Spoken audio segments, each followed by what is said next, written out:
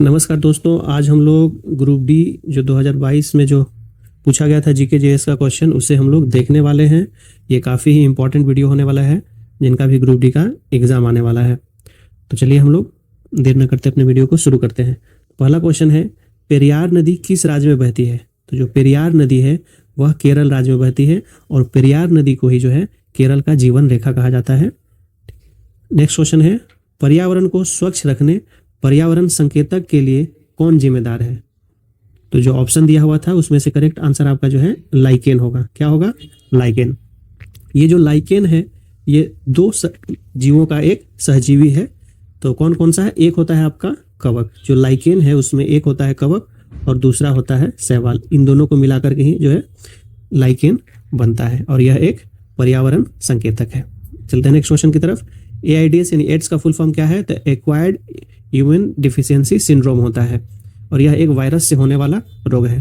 तो चलिए वायरस से होने वाले कुछ और जो रोग हैं इंपॉर्टेंट जो एग्जाम में पूछा जाता है उसे भी हम लोग देख लेते हैं। ये एक ट्रिक होता है, रेखा हमें हिट करके पोइचे यानी कि पीछे छोड़ गई। ये ट्रिक है आपका। रे से हो जाएगा रेबीज, खा से हो जाएगा खसरा, ह से हर्पीस, में मेनिंजाइटिस, ही से हेपेटाइटिस, ट्रैकोमा, पोलियो, एड्स, चेचक, छोटी माता, डेंगू ज्वार, गलसोद और इन्फ्लुएंजा। ये जो है आपको वायरस से होने वाले डिजीज हैं, इसे आप लोग याद कर लेंगे। जैन शब्द जीन शब्द से निकला है जिसका अर्थ होता है, जो जैन धर्म है उसमें जैन जो है जीन शब्द से बना है और इसका अर्थ होता है विजेता, यानी कि जीन शब्द का अर्थ होता है विजेता। और जैन धर्म के संस्थापक कौन थे? तो ऋषभ देव थे और इसके सबसे प्रसिद्ध जो 24वें तीर्थंकर कौन है? तो महावीर स्वामी है। चलते हैं नेक्स्ट क्वेश्चन की तरफ। किस प्रक्रिया द्वारा सतह का पानी, वर्षा का पानी और बर्फ का पिघलना जमीन में रिस कर जाता है? तो इसको कहते हैं इनफिल्ट्रेशन। इसे क्या कहते हैं? इनफिल्ट्रेशन। देखिए, जब ये मान लीजिए आपका सतह है, ये क्या है? सतह है जिसपे पेड़ पौधे दिख रहे हैं और ये बारिश हुआ था। जब बारिश होने के बाद जब जमीन में ये पानी रिस कर के जाता है, इसी को क्या कहा जाता है? इनफिल्ट्रेशन कहते हैं इसको। इसी को क्या कहते हैं? इनफिल्ट्रेशन। और इसको मेजर करने के लिए एक मीटर यूज किया जाता है जिसको इनफिल्ट्रोमीटर भी कहा जाता है। चलते हैं नेक्स्ट क्वेश्चन की तरफ। राजीव गांधी खेल रत्न पुरस्कार को जो है कब मेजर ध्यानचंद खेल रत्न पुरस्कार किया गया, यानी कब इसका नाम बदला गया था? यानी 6 अगस्त 2021 को जो है राजीव गांधी खेल रत्न पुरस्कार का नाम जो है मेजर ध्यानचंद खेल रत्न कर दिया गया है। चलते हैं नेक्स्ट क्वेश्चन की तरफ। प्रथम पंचवर्षीय योजना के समय जो है योजना आयोग के अध्यक्ष कौन थे? तो योजना आयोग के जो अध्यक्ष थे वह थे जवाहरलाल नेहरू और पहली जो पंचवर्षीय योजना है वह 1951 से 56 तक चली थी। और यह जो योजना है इसको जो है कौन दिए थे इसका मॉडल? तो इसका मॉडल देने वाले हेराल्ड डोमल थे। चलते हैं नेक्स्ट क्वेश्चन की तरफ। आवर्त सारणी में लिथियम से फ्लोरीन की तरफ जाने पर प्रभावी नाभिकीय आवेश डैश और परमाणु त्रिज्या है, यानी क्या होता है इनका? तो जब लिथियम से फ्लोरीन की तरफ जाते हैं, जब आप लिथियम से लेकर के फ्लोरीन की तरफ आप अगर ऐसे बढ़ेंगे पीरियोडिक टेबल में, तब जो है ये क्या होती है? नाभिकीय आवेश इसका बढ़ता है। नाभिकीय आवेश क्या होगा? बढ़ेगा। ठीक है, नाभिकीय आवेश इसका बढ़ेगा। लेकिन जो परमाणु की जो त्रिज्या है, परमाणु की त्रिज्या जो होती है वो क्या हो जाती है? घट जाती है। परमाणु की त्रिज्या घटती है और नाभिकीय आवेश जो है बढ़ता है।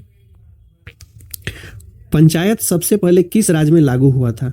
तो जो पंचायत है सबसे पहले राजस्थान में लागू हुआ था। सबसे पहले कहाँ लागू हुआ था? राजस्थान में। और दूसरा राज्य कहाँ लागू हुआ था? तो वह था आपका आंध्र प्रदेश। जो राजस्थान में जो लागू हुआ था यह आपको हुआ था 2 अक्टूबर 1959 को यहाँ पे लागू हुआ था। कब हुआ था? तो 2 अक्टूबर 1959 को लागू किया गया था। और राजस्थान में जो है वो जगह का क्या नाम था? तो वह जगह था नागौर। राजस्थान के नागौर नामक स्थान से ही जो है इस योजना को चालू किया गया था। चलते हैं नेक्स्ट क्वेश्चन की तरफ। 1930 में नमक कर से संबंधित आंदोलन कौन सा है? तो जो 1930 में नमक कर से संबंधित जो आंदोलन है वह था आपका दांडी मार्च। कौन सा था? दांडी मार्च था। देखिए, इसमें महात्मा गांधी अपने 78 अनुयायी और एक खुद, यानी कि 79 लोग जो है क्या करते हैं?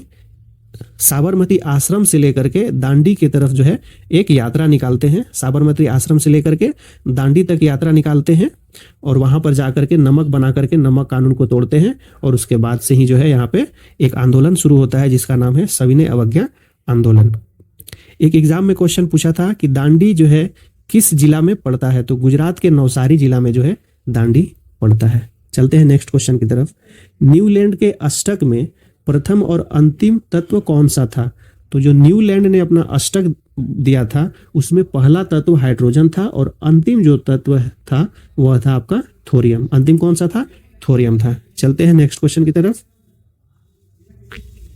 चलो लोकू त्योहार किस राज्य में मनाया जाता है? तो चलो लोकू त्योहार जो है अरुणाचल प्रदेश में मनाया जाता है। कहां पर मनाया जाता है? तो अरुणाचल प्रदेश में चलो लोकू त्योहार मनाया जाता है। उष्णकटिबंधीय सदाबहार वन किस राज्य में पाए जाते हैं? उष्णकटिबंधीय सदाबहार वन जो है आपके केरल राज्य में पाए जाते हैं। कहां पर पाया जाता है? केरल राज्य में पाया जाता है। फ्यूज तार पतला और लंबा क्यों बनाया जाता है? जो फ्यूज का जो तार होता है उसको पतला और लंबा क्यों बनाया जाता है? पतले तार में उच्च प्रतिरोधकता और कम गलनांक होता है। क्यों बनाया जाता है? पतले तार में क्या होता है? उच्च प्रतिरोधकता होती है और कम गलनांक होता है, इसीलिए फ्यूज के तार को पतला और लंबा बनाया जाता है। कशेरुकियों की लीवर में SER क्या महत्वपूर्ण भूमिका निभाता है? तो वह जो है विष और औषधियों का जो है विसरण करता है। विष और औषधियों का विसरण कौन करता है कशेरुकियों में? तो SER करता है। कौन करता है? Smooth endoplasmic reticulum. कौन करता है? Smooth endoplasmic reticulum. यह जो आपका एक सेल है, सेल का स्ट्रक्चर है और सेल के स्ट्रक्चर में ही जो आपको ये दिख रहा है यह जो है आपका SER है। ओम का नियम क्या है? तो ओम का जो नियम होता है वो होता है V बराबर IR, जहां पर V होता है वोल्टेज, I होता है आपका करंट और R होता है रेजिस्टेंस।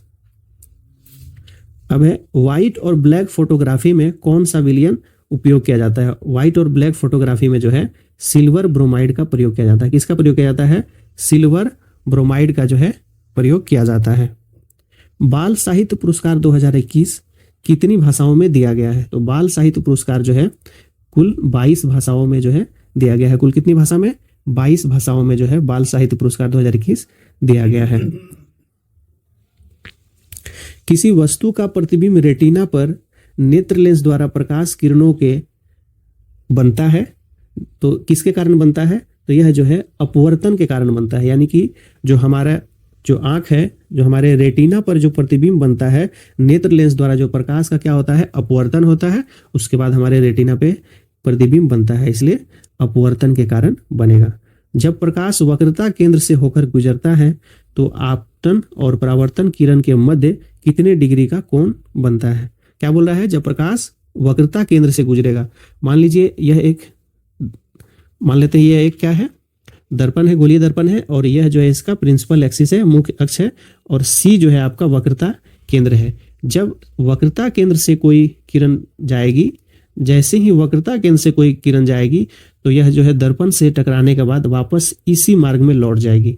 यानी कि जो किरण वक्रता केंद्र से होकर जाएगी, दर्पण से टकराने के बाद वो वापस उसी पाथ पे वापस आएगी। तो इन दोनों के बीच कोण कितना बनेगा?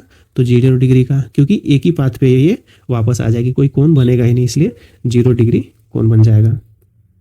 पर्दे पर जो प्रतिबिंब बनता है वह कैसी होती है? जो पर्दे पे प्रतिबिंब बनता है वह होता है वास्तविक, यानी कि रियल। जो वास्तविक इमेज होता है उसी को हम लोग पर्दे पे उतार सकते हैं। जिप्सम को जलाने पर कौन सा पदार्थ प्राप्त होता है? तो जब जिप्सम को हम लोग जलाते हैं तो प्लास्टर ऑफ पेरिस हमको मिलेगा। क्या मिलेगा? प्लास्टर ऑफ पेरिस मिलेगा। धुएं में किसके कारण जो है प्रकाश दिखाई देता है? तो जब धुएं में जो है टिंडल प्रभाव के कारण प्रकाश दिखाई देता है। जब आप किसी खिड़की से आते हुए प्रकाश को देखेंगे तो बहुत सारे यहाँ पे महीन कण दिखेंगे, तो यही आपका जो है टिंडल प्रभाव है। एक अवतल दर्पण में वस्तु फोकस और वक्रता केंद्र के बीच रखा जाए तो उसका प्रतिबिंब कहाँ बनेगा? जब अवतल दर्पण में वस्तु को जो है फोकस और वक्रता केंद्र के बीच रखते हैं तब जो है वक्रता केंद्र से दूर वास्तविक उल्टा और बड़ा बनता है। कहाँ रखा जा रहा है? अवतल दर्पण पर फोकस और वक्रता केंद्र के बीच रखा जा रहा है, यानी कि यह है आपका, ये है आपका फोकस और ये है आपका वक्रता केंद्र। यदि हम इमेज को यहाँ रखते हैं, यदि हम वस्तु को यहाँ रखते हैं तो जो इसका प्रतिबिंब बनेगा वह जो है, जो वक्रता केंद्र है उससे परे, उससे दूर बनेगा और वस्तु से बड़ा, उल्टा और वास्तविक बनेगा।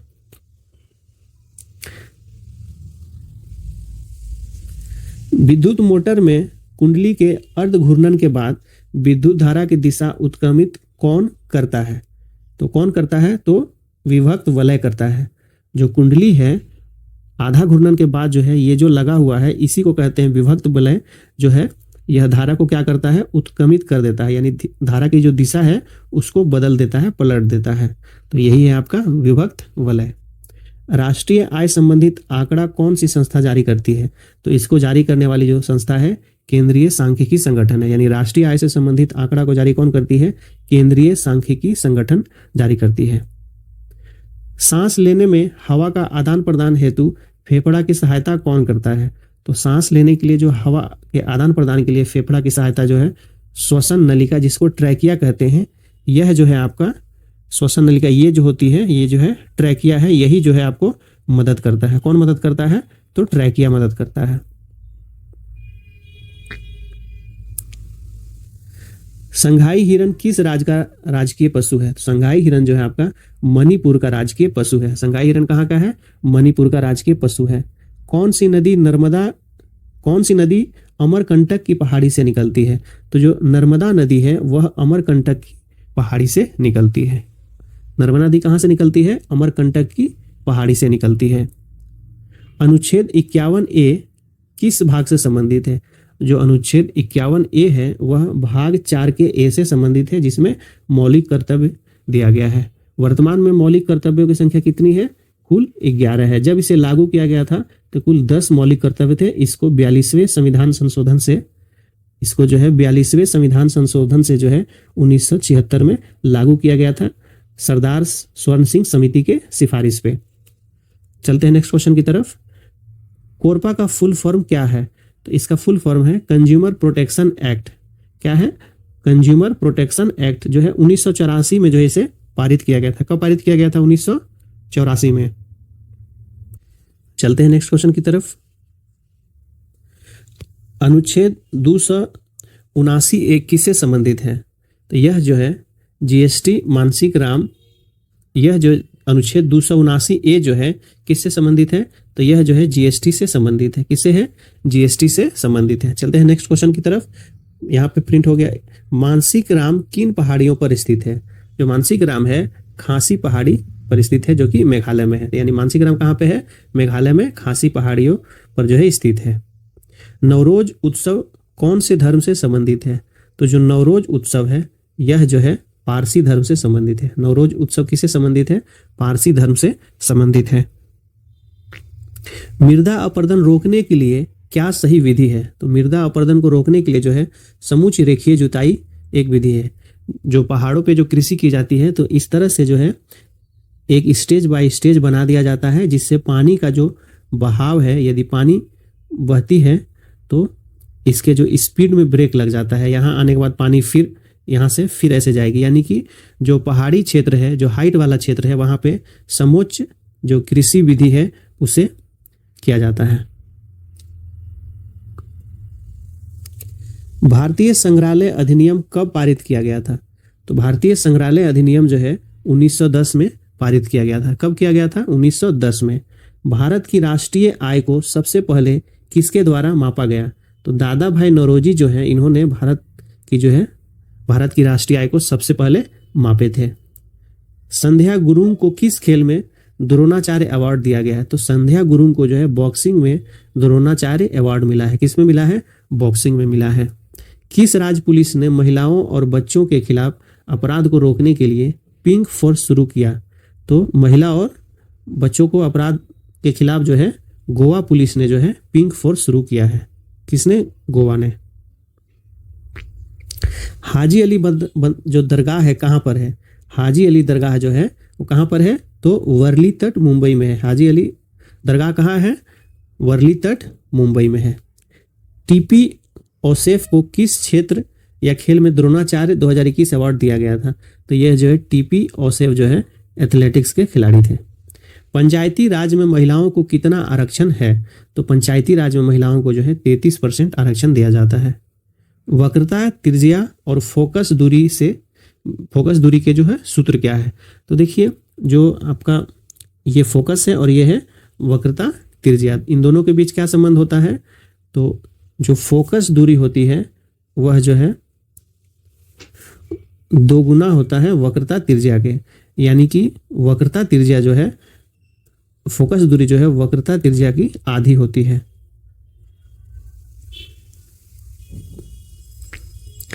चार ओम और 6 ओम के 2 प्रतिरोध को जो है श्रेणी क्रम में जोड़ा गया है। किस में जोड़ा गया है? सीरीज में जोड़ा गया है और 5 वोल्ट की बैटरी से संयोजित है। तो 4 ओम वाले प्रतिरोध में जो है कितना वोल्ट प्रवाहित हो रहा है, यानी बताना है कि 4 ओम वाले प्रतिरोध में से जो है कितना वोल्ट प्रवाहित होगा। तो चलिए इसका एक डायग्राम बना लेते हैं।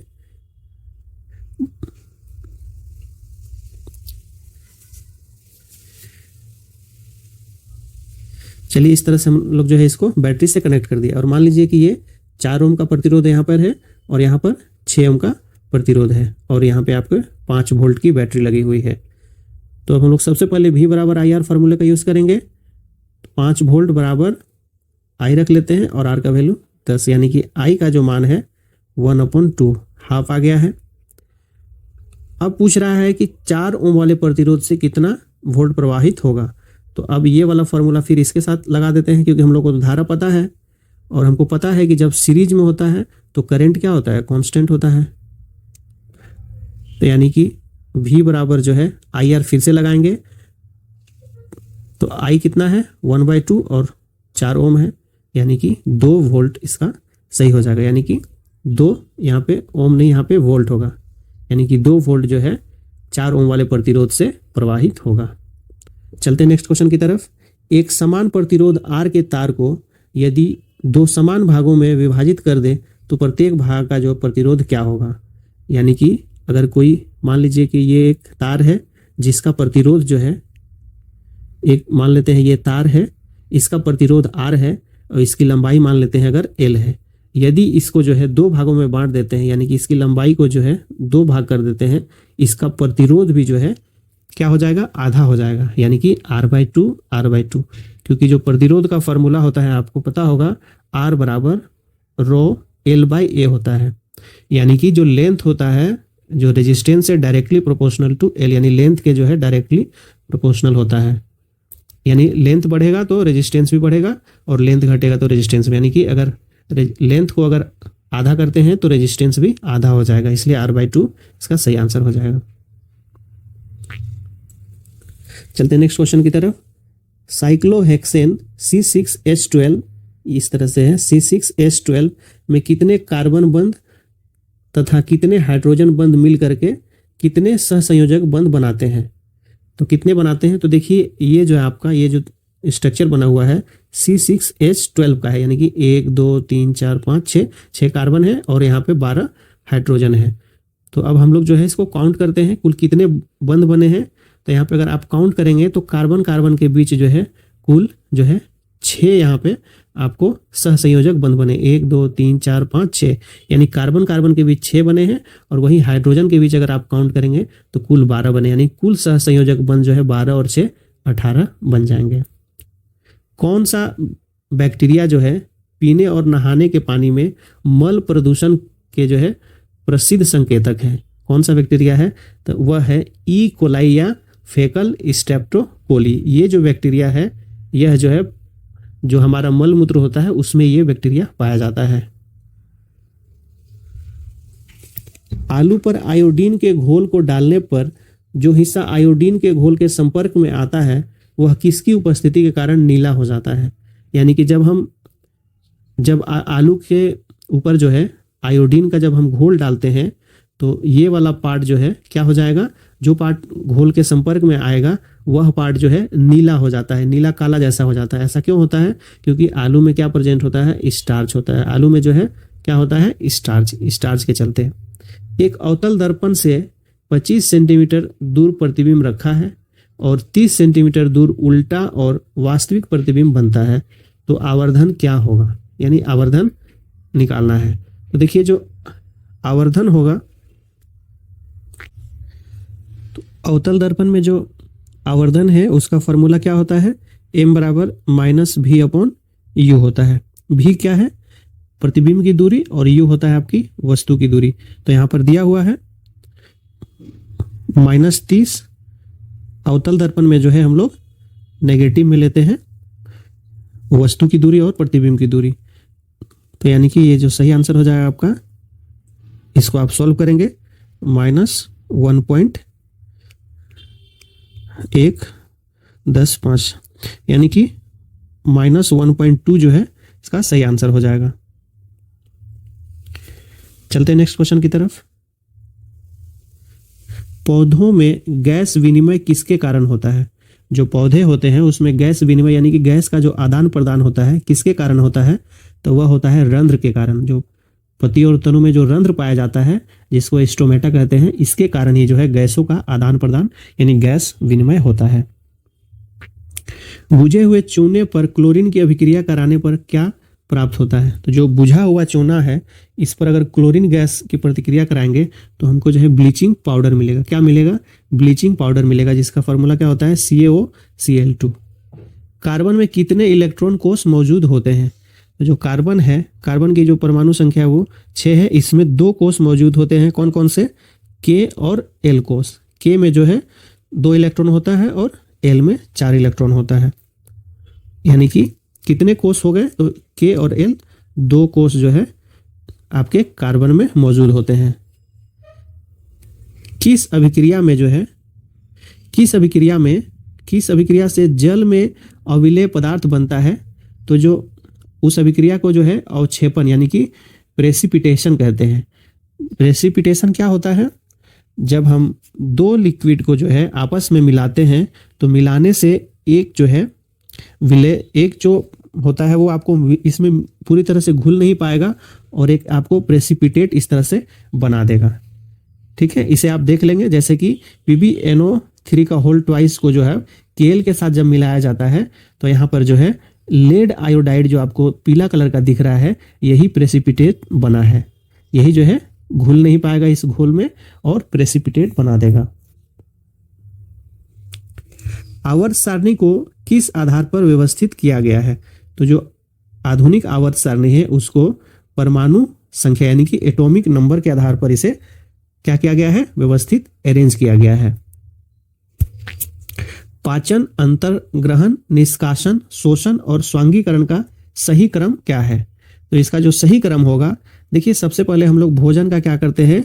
इंजेशन करते हैं, यानी कि अंतःग्रहण, उसको भोजन को क्या करते हैं? लेते हैं। जैसे मुंह में हम लोग भोजन को खा लिए इसको।